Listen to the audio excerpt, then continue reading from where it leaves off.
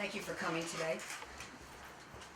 I'm attorney Gloria Allred, and today is an historic day in the civil rights battle to win and enjoy equal rights for gay and lesbian couples under the law.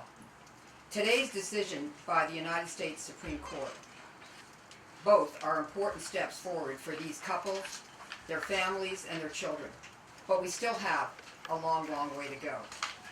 I'm happy to be here with my clients, Robin Tyler and Diane Olson, because we were the first in California in 2004 to announce that we would file a lawsuit challenging the ban on same-sex marriage in California. In that lawsuit, which I filed on behalf of Robin and Diane, the California Supreme Court did strike down the ban on same-sex marriage in California, finding that it was unconstitutional. As a result of our victory, Robin and Diane were the first couple to be permitted to be married in Los Angeles County, because they were the first to challenge the ban. However, after that first California Supreme Court decision, Prop 8 was passed, banning marriage equality in our state for other same-sex couples who wished to marry. I then filed a writ to the California Supreme Court challenging Prop 8 as unconstitutional, but the California Supreme Court upheld Prop 8. I also filed a friend of the court brief, amicus, on behalf of the Women's Equal Rights Legal Defense and Education Fund, WorldDef, in the Prop 8 case, which was decided today by the United States Supreme Court, Hollingsworth versus Perry. Robin, Diane, and I also attended the U.S. Supreme Court argument in this case.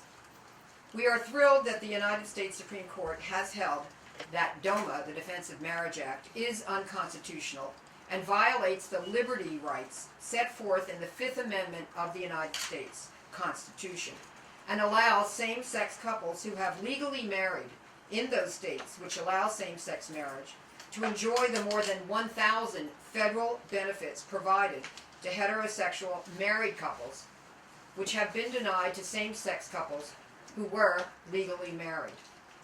The majority's recognition that a state's decision to give same-sex couples the right to marry, quote, conferred upon them a dignity and status of immense import, end quote, validates the importance of a fundamental right to marry and establishes marriage as a fundamental liberty right. The majority opinion held that DOMA's denial of federal benefits to same-sex couples legally married imposes restrictions and disabilities and results in injury and indignity to lawfully married couples that deprive them of an essential element of liberty protected by the Fifth Amendment. We commend Justices Kennedy, Ginsburg, Breyer, Sotomayor, and Kagan. The court's recognition that same-sex couples who are married for purposes of state law, but unmarried for the purposes of federal law, diminishes the stability and predictability of basic personal relations that the state has found it proper to acknowledge and protect, is important. DOMA's deprivation of more than 1,000 benefits due married gay couples was an ugly stain upon the civil rights of millions of Americans, and a constant reminder that not all Americans are equal. Same-sex married couples finally won their long, arduous struggle for federal equal benefits and the right to be treated exactly the same as lawfully married heterosexual couples. Turning to the Prop 8 decision today, we are thrilled that same-sex couples in California will now be allowed to marry again and enjoy the fundamental basic liberty right of marriage, which was taken away with the adoption of Proposition 8. The United States Supreme Court's decision to dismiss the appeal filed by the proponents of Prop 8, who appealed Judge Walker's decision finding Prop 8 to be in violation of the Federal Equal Protection Clause and enjoining California from depriving gay couples of their fundamental right to marry, coupled with Governor Brown and Attorney Harris's strong support for the same-sex marriage, mark this day as a joyous new beginning for the civil rights movement in general and for gay rights in particular. We are thrilled that same-sex couples in California will once again be allowed to marry, and they will finally have all of the more than 1,000 federal benefits enjoyed by heterosexual married couples, due to the finding by the United States Supreme Court that DOMA is unconstitutional and no longer the law of the land. Although this is a wonderful day, a joyous occasion, and a time to celebrate, we call upon the California legislature to immediately pass legislation codifying the decision of the California Supreme Court in re marriage and amend Section 301 of the Family Code, which presently defines marriage as between a man and a woman, to read that marriage is between, quote, two unmarried persons who are not otherwise disqualified or capable of consenting to and consummating marriage, end quote. Even though Proposition 8 is no longer enforceable after today's Supreme Court decision, it should be stricken from the California Constitution, as it is an ugly stain and disgrace upon it. We advocate that the California initiative process be utilized to place a proposition on the California ballot to forever strike Prop 8 from our Constitution and unequivocally guarantee and memorialize the fundamental right to marry regardless of gender or sexual orientation. And now it's my honor and pleasure to present Robin Tyler. Oh. Oh my goodness. Okay. Be kissing you too.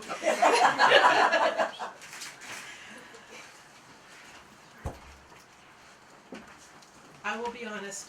Of course, we've been watching every day in the morning this week for Day of Decision.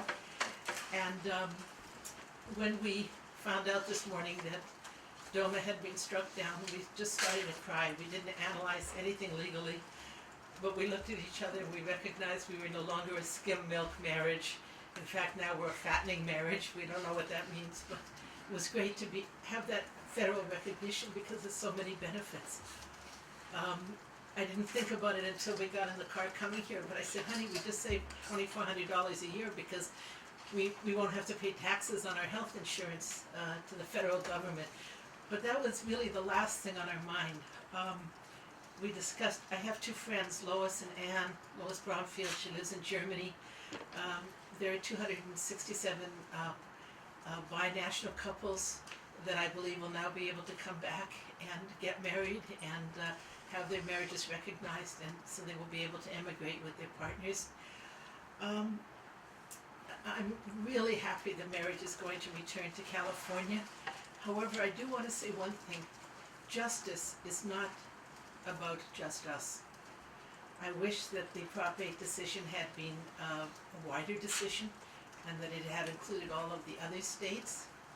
In the Ninth Circuit, I'm not sure whether, because I'm not a lawyer, whether DOMA striking it down means that other states will have to recognize their marriages. From what I hear, about a million. I waited till I got to you guys because you tell me. But you know, we have friends in Mississippi and Zeke in Florida and all our personal friends that want to get married and would like to have it recognized in those states.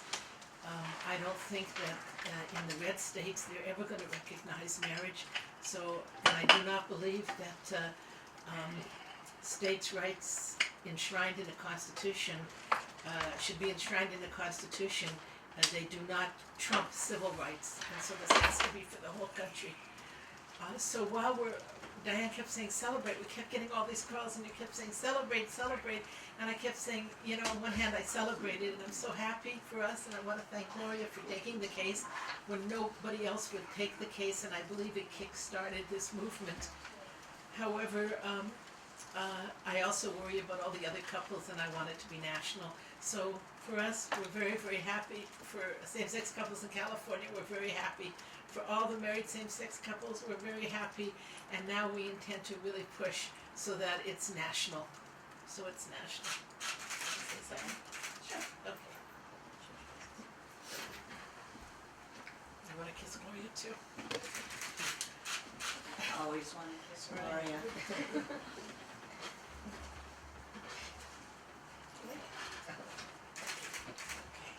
Hi. So, I'm always the optimist. I think this is a great day. I think it is so incredibly important. And of course, it is obvious for us with DOMA that we have federal benefits. But you know, when I think of the kids who, you know, mommy and mommy or daddy and daddy is picking them up from school, and the bullying that goes on, and the stigma that goes on, you know, the United States Supreme Court has just said we are absolutely no different than anyone else. And we know it, but if this puts some credibility to the world, I'm happy about that.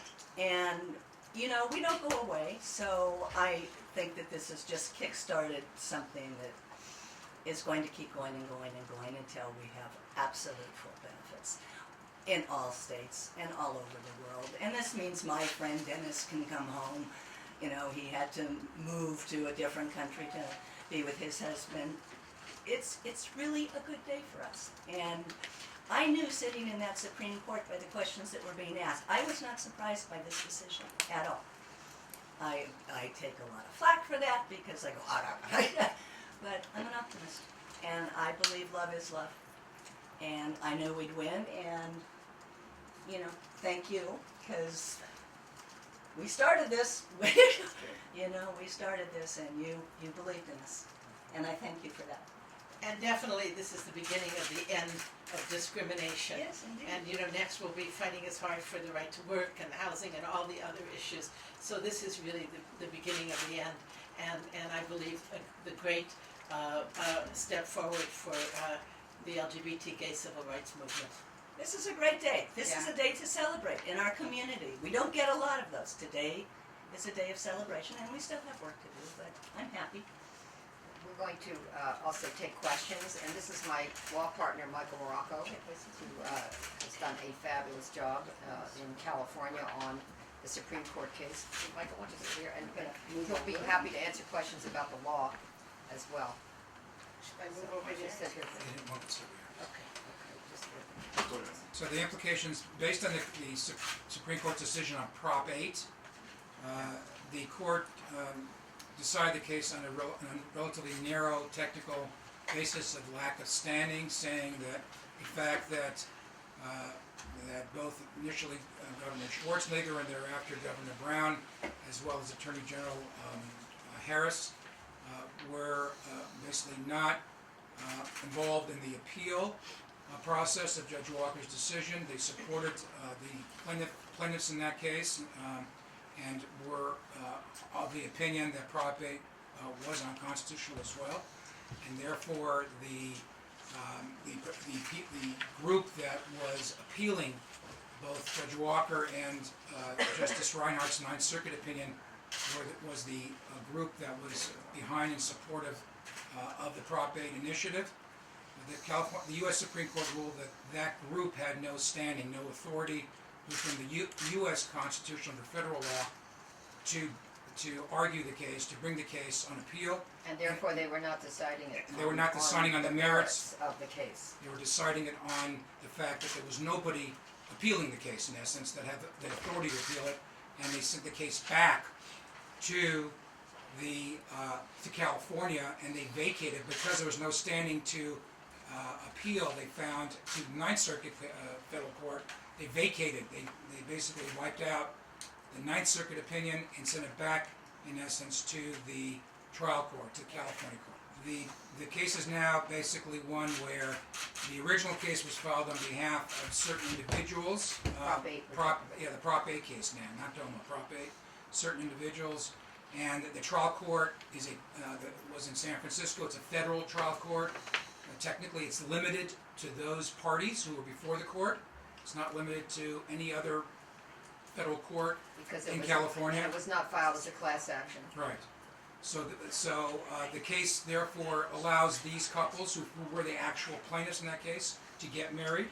However, politically, Governor Brown and Attorney General Kamala Harris have stated publicly that they will abide by Judge Walker's decision, and they will instruct, or in the injunction issued in that case, and they will not enforce Prop 8, and they will abide by the injunction of these as to these individuals and apply it across all of California counties. So because of a political decision, it's likely that couples will be able to marry in California again. Correct. Not as a result of the legal decision, but as a result of the political decision, which will be made, probably already has been made by the governor and Attorney General. Okay, let's have Robin talk. Good. All right, any other questions Any about that? questions? Does that mean that a new governor at some point in the future could reinstate Proposition 8? Well, that's why we are technically speaking, this decision applies only to the parties in front of Judge Walker.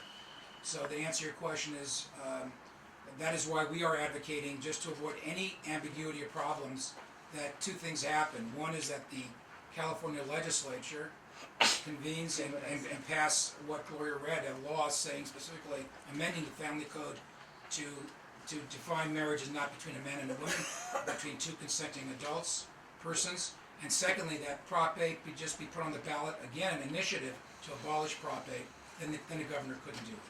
But the answer, technically speaking, is the reason it applies across all of California and all federal districts in California is because both the governor and the attorney general have specifically decided that they are going to not enforce Prop 8 as being, because they believe it's unconstitutional. But technically, it's not a precedent. Correct. That's Technically, it's not a precedent. Okay, any other questions? And that decision, it opens everything up federal for all the federal benefits as well. It That's the DOMA The decision. DOMA decision is all federal benefits, joint tax returns, Social Security, which are the main ones that we all have. They're all available, health insurance benefits, the right to be present when your loved one, your spouse is sick, and you have a right to look at the medical records. All those benefits are all available now across the country, in those states only that have same-sex marriage. So, DOMA again applies to those states, and that's not the majority of states yet, but those states who have recognized marriage equality and who have stopped discriminating against same-sex couples who wish to marry and deprive them of that right. I'll say one last thing, and then Robin and Diane, I think, want to say one last thing, which is that